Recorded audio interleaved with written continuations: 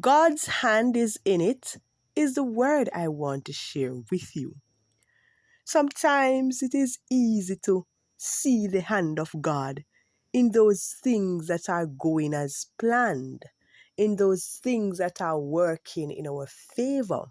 When we are experiencing the mountaintop, it is easy to see God at work. It is easy to see His hand. But can we still see God even in the mundane? Can we detect purpose despite the pain? God's hand is in it. It doesn't matter what it is that we are faced with. Let us learn to see God's hand at work. The story of Joseph is one that points to such truth. In Genesis chapter 50, Joseph said to his brothers, "What you meant for evil, God turned it around for my good, to save many people." Now, Joseph had an ordeal. His own brothers envied him.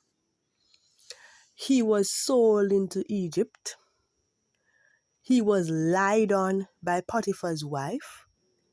He ended up in prison for something he didn't do.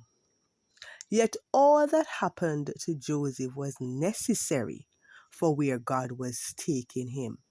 What Potiphar's wife thought as punishment, God used it as a platform for Joseph.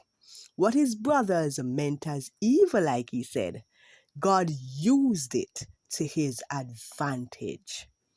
And so Joseph was able to see God's hand at work as he went through the different phases in his life.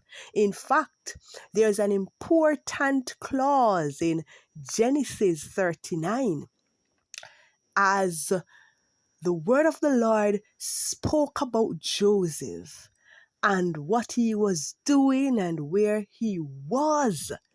That important clause said, "But the Lord was with Joseph." So yes, the writer would have spoken about the fact that he was in prison, but the Lord was with Joseph.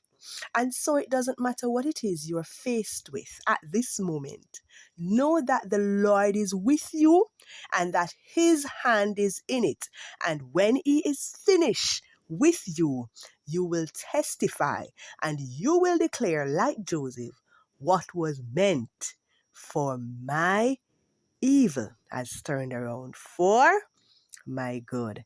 Yes, it is turning around. It will work in your favor. Begin to look for God's hand, even in those dark moments. Begin to see how He is using those moments to mature you, to develop you, to propel you to where He has destined for you to be. Be encouraged today.